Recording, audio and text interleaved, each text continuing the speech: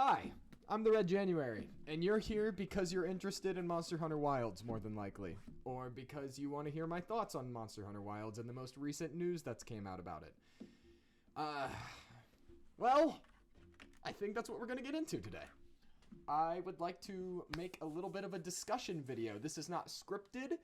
I only have some notes over here on my phone that I'm going to be using as a bit of a guide, a bit of a guiding point for me, or a few different points for me. I've watched this trailer already so many times, just like everybody else has at this point, right? We've watched it millions and millions of times, extracting every single little juicy morsel of information that we can get out of this trailer. Oh, and it wasn't quite a surprise. So, like I did say, this is going to be a bit unscripted. I'm not going to play the entire trailer through and have us watch it, because I know that we've all already watched it. We are going to go through it, though, and I'm going to point out both the obvious things that everybody else has already pointed out / anybody would be able to see for themselves, as well as things that I myself have personally thought and noticed about this trailer. Now, Summer Games Fest is also right around the corner. Here in, well, as of me recording this, 2 days from now, which I will be streaming as well. If you want to come by and catch that, it'll be streaming live here on YouTube. But I think that we should probably get into this. We've been looking at a blank screen. Either that or I put some B-roll. But the first half of this video is just going to be going through this trailer really quick and pointing out everything. And then at the very end, I might roll some B footage. Or I might throw in some B-roll footage and let us really just dive into the things that I really want to talk about, because I've got a few different points here.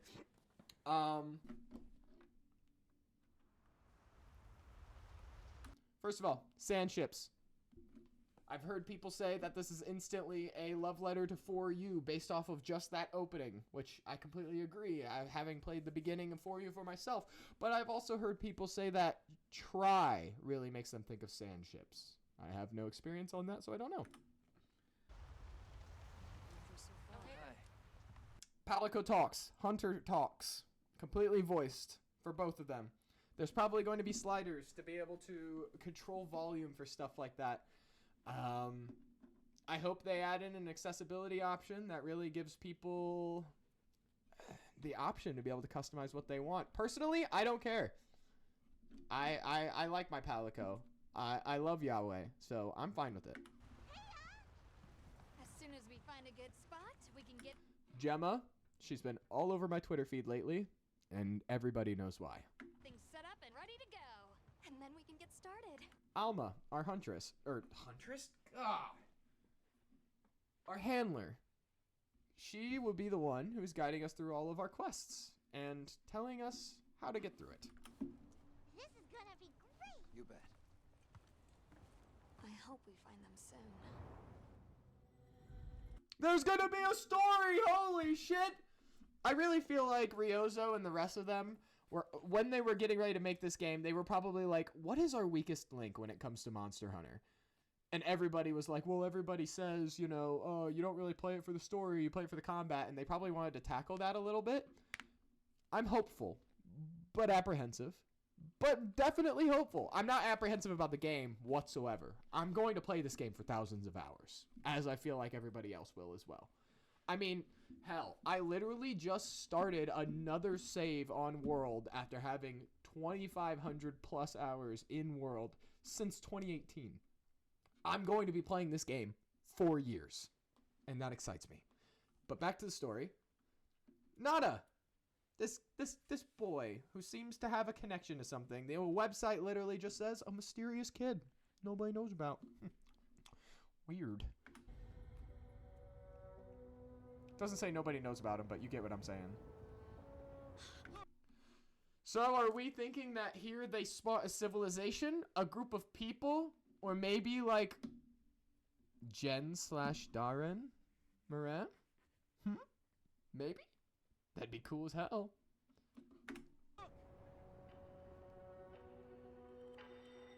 This is a beautiful shot, and dude, there's the crescent all the way in the distance. Like, is this just These Doshiguma also seem to be, like, nowhere near... I don't know. I'll explain later, but this shot is really confusing because you can see how goddamn far.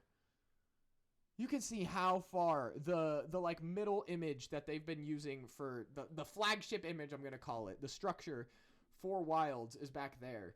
But these guys are really far away, and they're moving even farther away from it. And we see the, like, dried core... What is that? Is that, like... That's basically what that is over here. That looks like cement. That almost looks like building ruins. I don't know.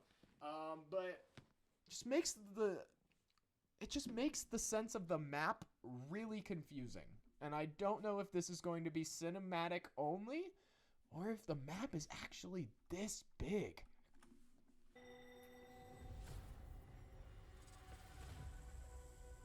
Incredible. Sorry for rewinding. So I would just also like to make it known that I just got internet back today for my house. So this is my first time being able to actually watch this trailer in high definition on a big screen and look at all of the small details. I've been having to watch this trailer over and over again from my phone. And I was trying to look at those guys back there. Whether they're the hook beaks from earlier that we saw, or well, actually we haven't seen these guys at all, I guess, but like that we see later in the trailer, or if they are Genprey. I don't think they're Genprey. That head shape, I don't know. They're too far away to tell, let's be honest. Incredible. I've never heard of a Karatnoth herd this big before. Whoever spelled that Saratanoth and decided to pronounce it as Karatnoth, you're a criminal. The secrets are beautiful. These guys are gorgeous. Oh, it has a little bit more blue for our handler compared to our purple. I really hope we get to customize these guys. Please let us customize them. Please, please, please. Also, these birds are different from those other birds that were sitting on the back of the Karatnoths before. Those guys. These ones are red. Those ones have, like, the big beak mouths that open in a triangle or whatever. One of them's got big spikes on its back. Oh, no, wait. They're all the same thing. I'm just tripping and stupid. This part right here, this is the same shot. One of them's They're trying to show you the phase shift between the got big maps. spikes on its back. Right here. Same area. Right here. Same area.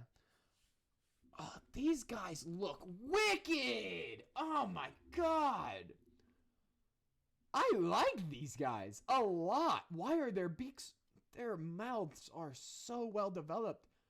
Do we really? Those guys don't look like them, though. The baby raptor things? Also, dude, there's a little baby thingy. I don't know if that's the same thing as these goat guys or what, but there's a little baby dude right there. Oh, there's some more honey or something up there, in there.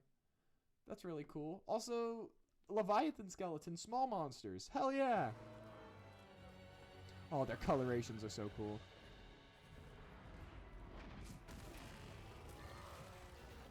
Doshiguma!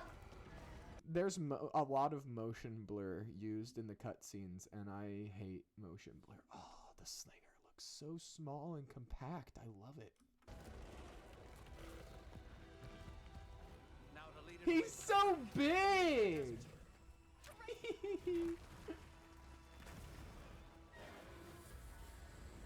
The sandstorm. Yeah, there is definitely something coiling around in here. I was hoping that whatever was going to be in here was going to be an antlion. I would love a really terrifying antlion, big, small monster, or small, large. You know what I'm trying to say. Point is, I was hoping this was going to be an antlion, but it seems to be some kind of reptilian guy. Who's coiling around Doshiguma here. And then he's getting thrown off right here. My thing is, a user on Twitter that I follow, who's an artist, also a YouTuber named Quetzilian Flores, which I probably mispronounced your name, and I apologize. Please correct me on how to pronounce that properly. Actually designed some artwork over what they think this Leviathan looks like. And if I get the ability to, I'm going to put their art on screen as well as their handle. But insane. Absolutely insane. The work that they did on this, it looks fantastic. And it's actually really believable. And it's so cool that he was able to go into such in-depth details of the drawing for this just based off of what we see. We don't even see this dude's face. And yet... Oh, God. The community is so talented. And also, this dude gets rocked, by the way. You hear him hit the ground in this next second? Ka-tunk! Look at him! He does not care. He is beating the shit out of whatever that thing is. Whoom. And there he is, dead. Rest in peace. That's so unfortunate. Now commencing the hunt by order of the guild. That's a faster knock animation for our hunter. Oh, poor dude. Look at how big his mouth is, and his teeth are like inward facing as well as outward facing at the same time. He's got a big mouth. Yeah, that's a new animation for sure. That is definitely not our hunter. Chatacabra! No, Chatacabra though. That's definitely not our hunter. This is somebody else entirely. It doesn't look like it's our handler, because there's none of the same outfits, but this does look like somebody. I don't know who though. Well, does this looks like somebody? Yeah, no shit, Sherlock. Point being, this is not our hunter. I don't know who it is, but it's somebody else other than our hunter. Look at him! I love him. That was definitely a new falling animation. Personally, I love this animation right here. This one where he scrapes his arms so smoothly side to side, which gathers up the rocks on his arms and leads him into his "I'm pissed off now" roar. And also the steam being exhaled by all the monsters when they're mad now is awesome, and I really like his roar. It sounds somewhat like Great Jaggy a little bit to me, mixed with his own personal twist. Also, I like that the charge effects are very reminiscent of Worlds. They remind me a lot of Worlds charge effects on weapons that have a charge.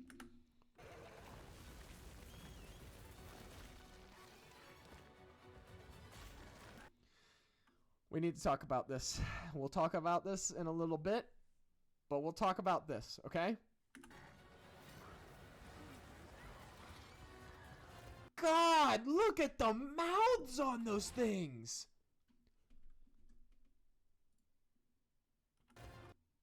Oh, those look like a trap. It reminds me of a bear trap.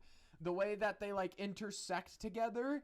And I bet their whole thing is going to be latching on.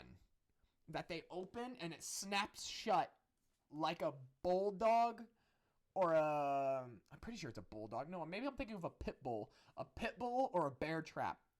And that's awesome. They look so cool. And I love how they're interacting with the large monster now. Who honestly, Chatacabra is small. Like Kulu Yaku might be taller than him. But he's got more mass, I guess. But yeah, he's tiny. Out of all of the large monsters, he's a tiny boy. He's still cool, though. I love him.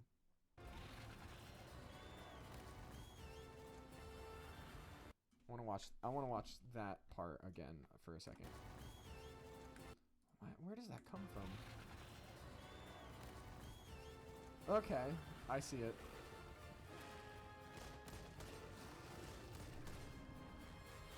Oh, yeah. Okay. Wonderful. Damn! That's so cool, bro! I'm not even a greatsword main and that shit gets me lit. Oh my god! Dude, just the effects. Just the effects. Oh! Definitely, yeah, he does pull himself with his slinger, which is good. That's what Clutch Claw should be. This is what we were all talking about with World.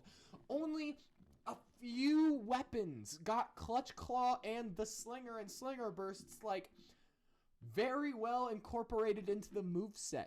If you're going to want your weapons to be utilizing your claw / pull function or mechanic, all of the weapons should have it incorporated into their moveset.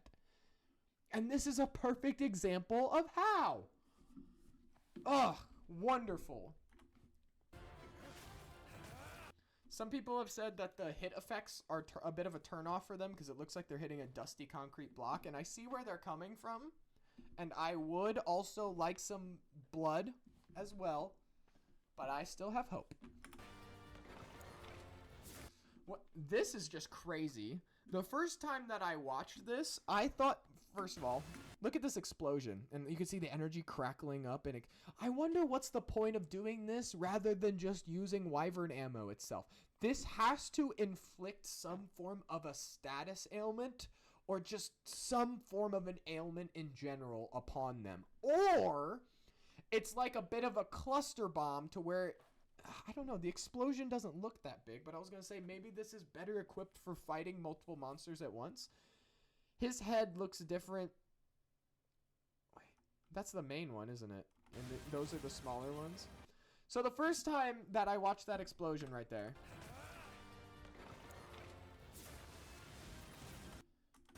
which, by the way, it's really cool that it explodes in like a flower formation, just like kind of how the shape of it was. I know it's not an exact match. I just think it's really interesting. I thought this explosion led into this right here, and I thought these effects was the monster being inflicted with Fire Blight. I thought Fire Blight was coming back, but no, this is going to be a part of focus mode. And this is going to have to do with other things. Also, notice the broken / scratched / wounded part of his back leg. I've selected you as a lead hunter for this expedition. Ace Lancer. Also, he's kind of... Why is he kind of... I digress. Thank you, sir. This right here is what worries me about the... This right here is what worries me about the story, because this animation right here, watching this gives like, it felt Final Fantasy to me, but not in the good Final Fantasy way. This felt like, what is this? What I just had some form of a description or an example. This feels like, Morrowind. Not Morrowind. What am I saying? Am I? No, this feels like, oh my god. What am I thinking of? It's literally the Elder Scrolls before Skyrim that came out. I know everybody's screaming at me in the comments right now about what it is. I'm trying to remember.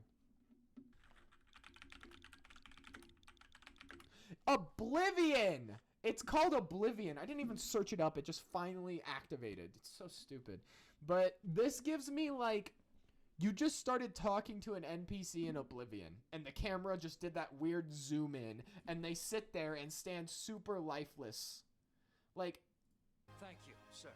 like that thank you, sir, gives me nothing. This gives me no form.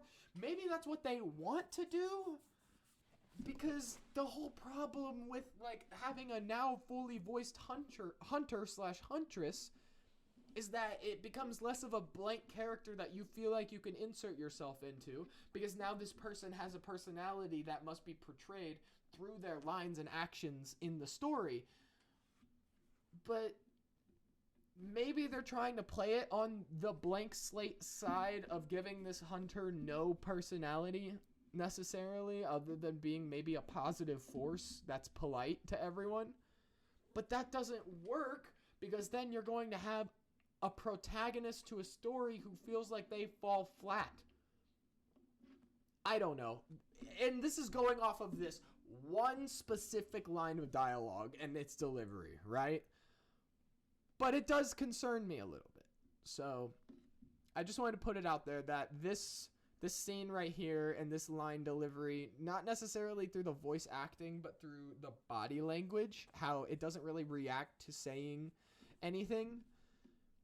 Like, you were just told you're literally being made the lead hunter of an expedition into the Forbidden Lands, and that's all you got, is no change in body posture, no movement, no nothing, maintained eye contact. Thank you, sir.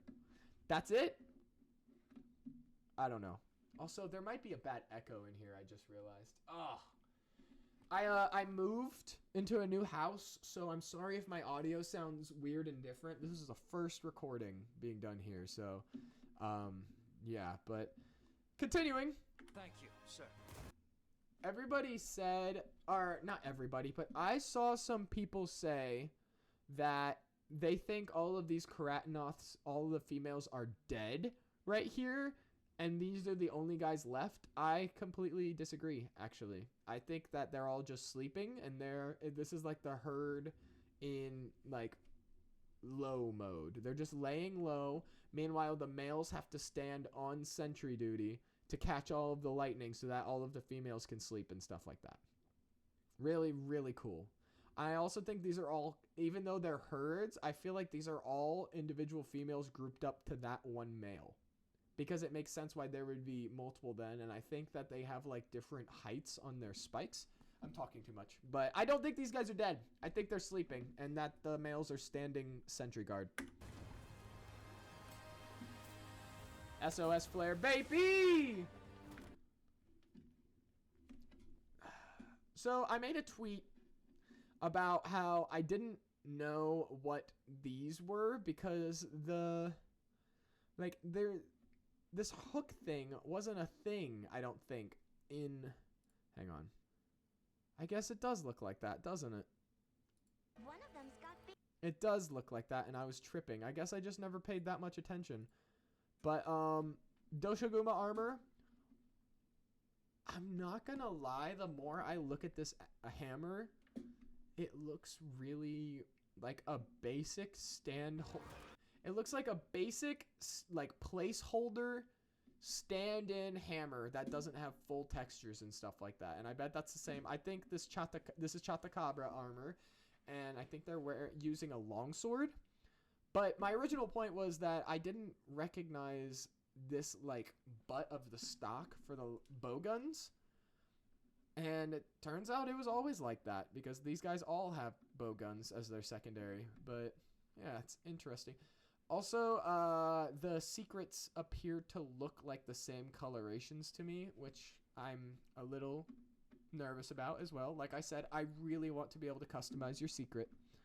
But yeah. I don't think we can tell anything about what this person is wearing, unless it's more Chatakabra armor. But they have a heavy bowgun on their back. We just can't see what they've got in the side. They probably have nothing but another bowgun anyways. Can't even tell. Can't even tell.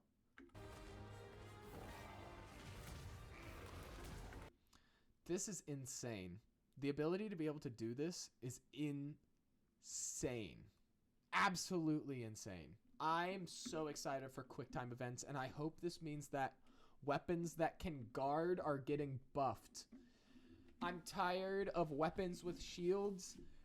And I'm tired of hearing my friends who play weapons with shields, who go through all of the, jump through all of the hoops of getting full guard up and offensive guard and everything like that, and then there are just monsters that will have unblockable grabs or unblockable moves anyways. What's the point of giving these hunters shields if they're not going to be able to use them properly? I really feel like this is a buff the weak type strategy rather than a nerf the strong. So I think Longsword is probably going to keep some semblance of its counter-style gameplay. Dual Blades are still going to be just as easy to dodge and use as ever. But I feel like weapons that have guarding capabilities are now going to get even more use out of focus mode and the battle. And I feel like this is going to let people really step into their tank roles. I feel like this is going to let Lance users really become the actual tank.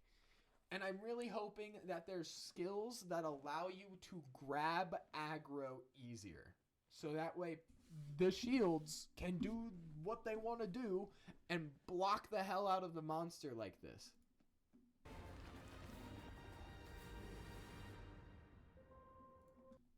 Kind of want to watch that at half speed.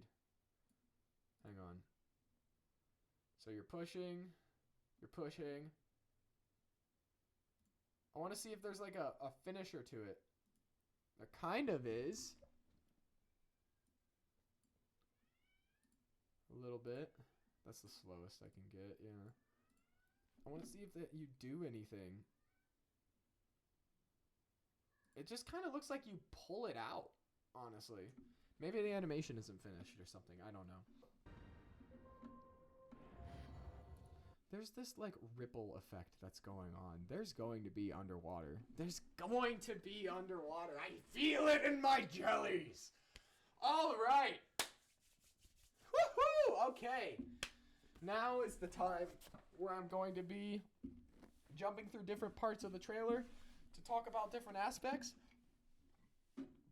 But I'm also probably just going to be talking a lot generally about my different points that I've made.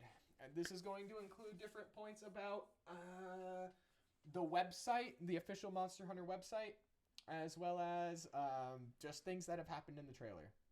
So first of all, we know that there is going to be technically 3, they say 2, but technically 3 different phases to maps.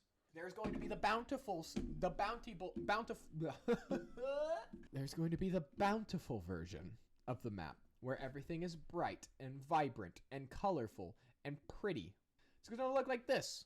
It's going to be super vibrant. The colors, which by the way, oh god, this looks so much more colorful than fucking Monster Hunter World, and that makes me so happy because god, it really is a problem. It really is so colorless in World. But anyways, I need to keep this short so I'm not spending so much time editing. Okay. So we know that there's going to be 3 different phases to maps. There's going to be this bountiful version that they showed us. There's going to be this desolate version that they showed us, which is what they were trying to show with these shots. They would go from the bountiful to the desolate, right? Oh my god, he looks so cool. I like him. Also, how did this dude allow this to happen? Why does he have like, why do the goats have like a golden motif? So does this guy. This guy has like golden edges to him. I don't know. It looks great. I love how there's like previous hoof prints and animal prints from multiple different animals coming over here to drink and stuff. Oh, so cool. Too many small details. Okay. There's going to be bountiful and there's going to be desolate, right? I believe not only is there a 3rd phase, which would be sandstorm mode, right? Where we roll into the sandstorm. Which, by the way, do you guys remember this earlier from the first trailer? Oh, hang on. Focus on your points. Focus on your points, Red. Okay, so this is going to be the 3rd phase of the map, I believe, which is going to be the stormy phase, which is when this rolls in, and it changes from the bountiful to the desolate. That's what I think the point of this is. The sandstorm's going to come in, because as you can see, look at all of this grass that we got going on, right? And then you've got all of this sand that comes in and completely swipes away the grass. But here's the thing that people aren't talking about. How are we going to get back from the desolate to the bountiful? That's why I think there's going to be a 4th different thing that's going to happen with the map. They say 2 on the website, desolate and bountiful.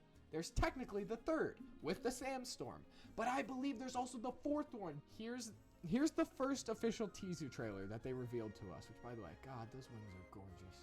That is such a pretty coloration. I know that like if we can't customize it, I'm not completely pissed off by the colors they chose for the secret. That's all I'm going to say. But do you guys remember this part right here?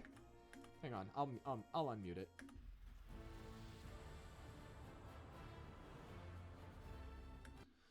Where is that going to come in? Right?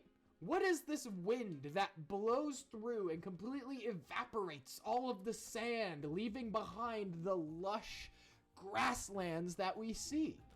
What is that 4th phase? Where is that coming from? What's doing that?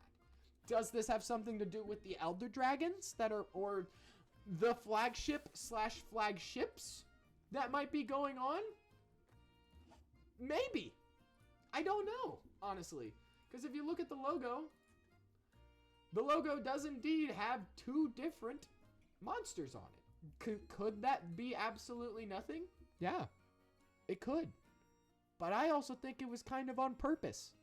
Because of the whole fact that all of these maps are going to have two different variations to them, I bet each one of these wyverns right here represents a different version of each of that. The Bountiful and the Desolate. So, yeah, that's that point done and over with, okay? And then there was that previous point that I was going on about when we start heading into here. Do you guys remember seeing this guy call out to them at the beginning? Do you guys remember them all acting like that? It was probably, yeah, we all took that as kind of like a, oh yeah, I mean the sandstorm's coming. They all probably want to run and they're screaming in fear and stuff like that. I honestly think that this is going to be so small and it has nothing to do with gameplay or anything. This is just ecology and I love ecology. I believe he's calling all of the females over to him so that way they can group around him and he can protect them while the sandstorm rolls through, which is why I believe that we see them all chilling like this. I think that they go into their low phase whenever the sandstorm rolls through, so that way these guys stand sentry, everyone else lays low to the ground and sleeps, basically, because there ain't shit else you can do. The higher up you are, the more likely you are to get struck. Okay, third, the mount. Alright, let's talk about this guy for a sec. Ooh, what's going on here? Probably not supposed to see that. Let's talk about this guy. Not this guy, not the Chotacabra. Look at that, damn, bombastic side eye. This is not what I want. This is what I want. Okay, listen.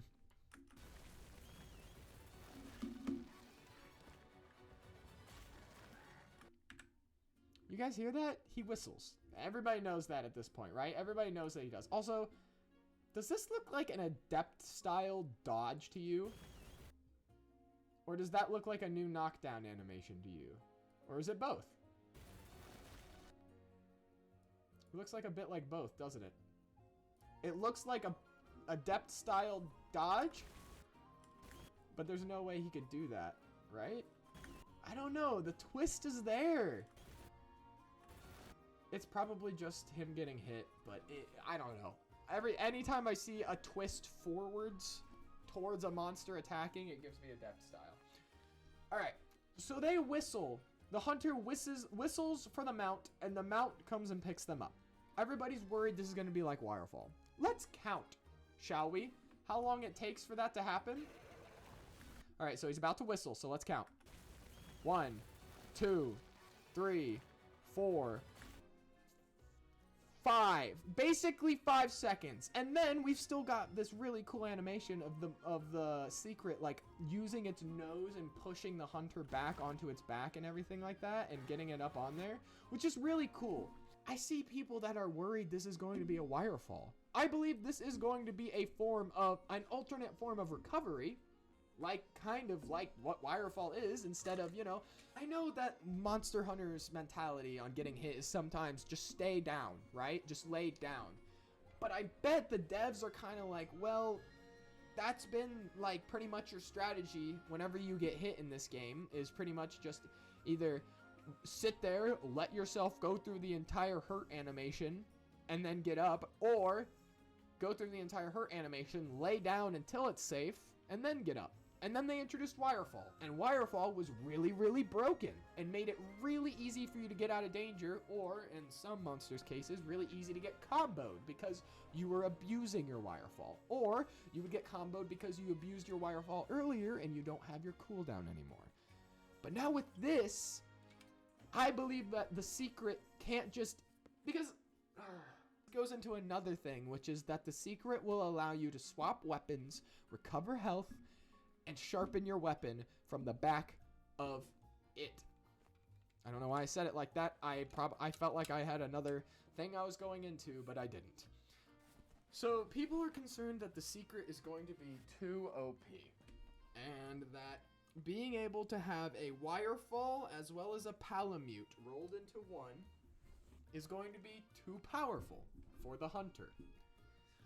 Now, my point that I made by counting earlier is to show you that the distance between you and your secret is going to matter.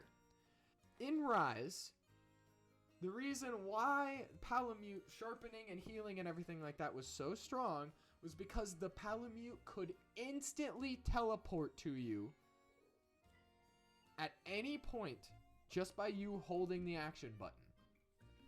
And that is what made it so strong, was because as long as you had enough time to sit there and hold down your button, your dog was going to teleport and pop out of the ground underneath you and immediately carry you. The secret can't do that. The secret has to get to you. And I mean, let's be honest. Do we really think that Capcom is going to make you invulnerable throughout that entire animation of being picked up and running away, like shown here? You think you're going to be invulnerable throughout all of that? Oh, great, you got on your mount. Does that prevent the monster from coming back at you with another combo swing? Does that prevent you from accidentally steering yourself into the next hurt box? Or anything along those lines? No, it doesn't. And I bet it's going to be even harder in a confined space like this. I know most of the time we're going to be spending is going to be out in the expansive wilds and stuff like that. That's the whole point. But I don't believe this is going to be too strong. The team does not like making the hunters too strong, especially in early game, just based off of mechanics alone. And I don't think this is going to be nearly as big of a problem as people are worried about. Which leads me into the next part of this, which is going to be this right here. Weapon swapping. It looks really cool all put up in there, by the way. Oh, so it like unclasps. Okay, I see. That's really cool. So another thing, if you pay attention here, watch the speed of the secret. After coming, first of all, he's over here. You whistle, right? He's whistling, by the way, without moving his mouth, which is kind of crazy. He's coming up over here. You get on, right? Yeah, and now now you went from, like, I think he went from sprinting. Yeah, so he's sprinting all fours. As soon as you hop on, bam, instantly back into two-leg mode, so that you can swap weapons, which means no sprinting and swapping weapons or doing anything. And then if you pay attention, watch when the hunter starts shooting the bow gun, because I know mounted combat is really concerning people too. Watch the secret speed. Boom. Slow as hell while you're shooting. You really think you're going to be able to just run around safely while shooting a bow gun at this speed? Like, dude, if that was literally aimed slightly more to the left, he would have gotten hit. Hi, Secret. Look, the Secret's looking at us. Hey, buddy. But mounted combat is going to be an option, but I guarantee it is going to be heavily discouraged. Because, I mean, look at that speed. This walking speed, while the hunter is shooting, it's slower than even the hunting speed or this jogging speed. It goes to a walking speed. So that way you can have stable shots and stuff like that. And you even see, like, just to do the dismount attack right there, I'm pretty sure he's jogging.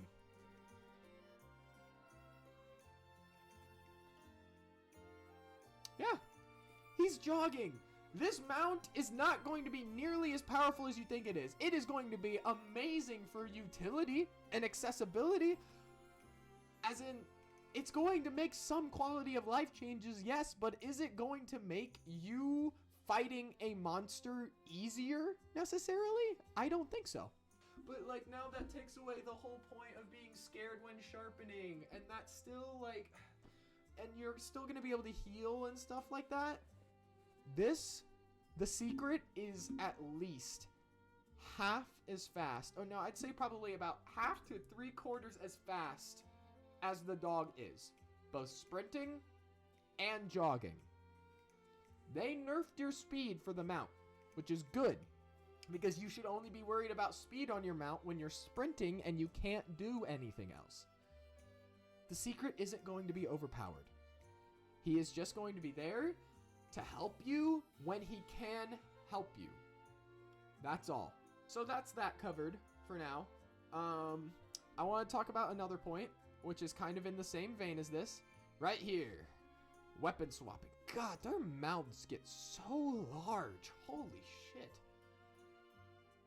That also, before I go into that other point, I would like to say that many other people have pointed this out already, that there is multiple colorations of the Doshiguma compared to the others, and that really is what sets the alphas apart. That does intrigue me.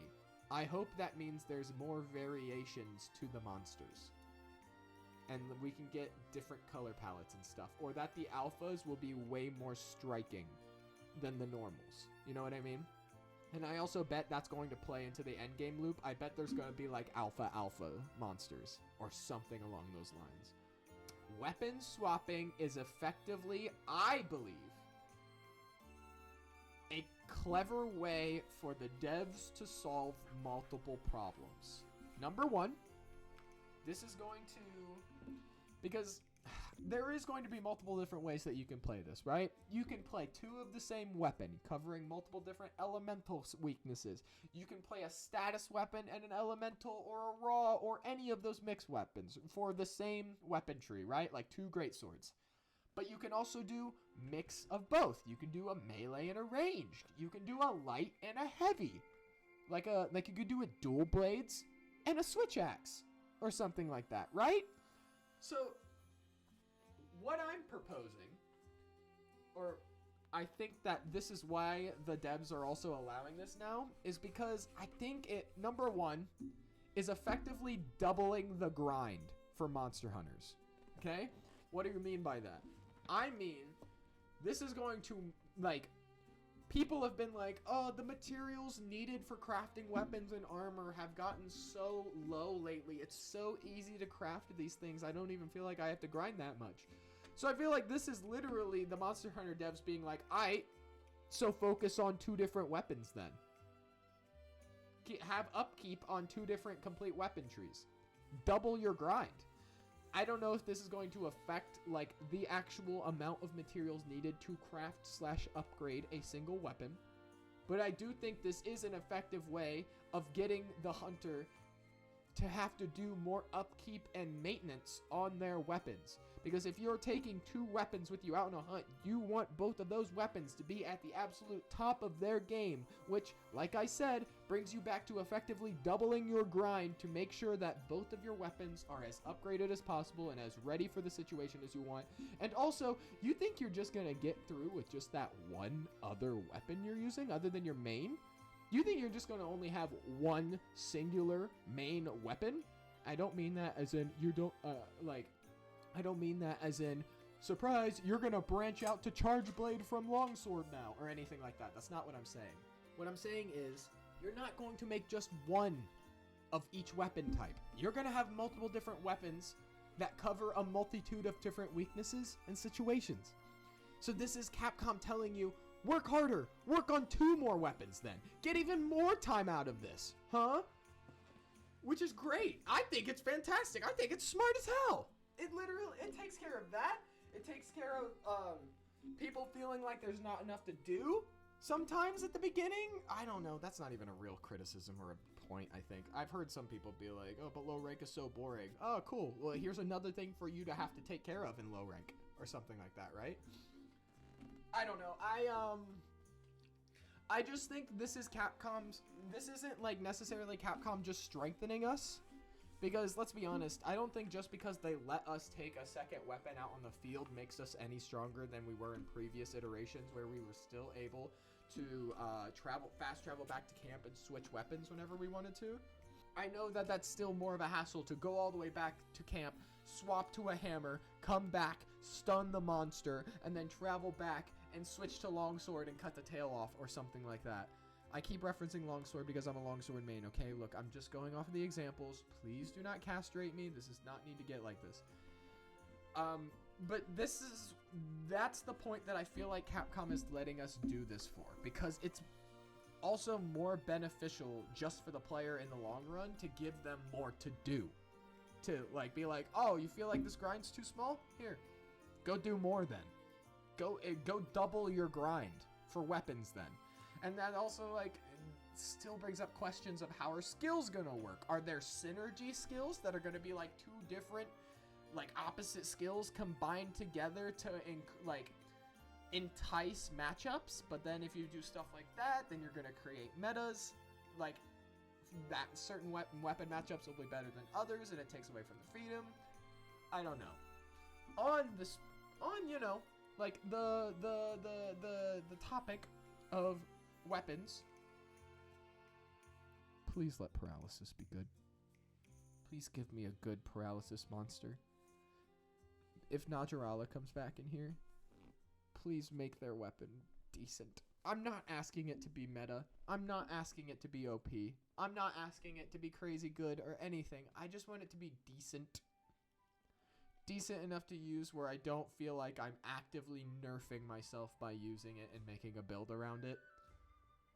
I don't know what your guys' mentality is. I don't know why you guys are so scared of paralysis if you have it in the game. But please don't leave it as just an early game only thing.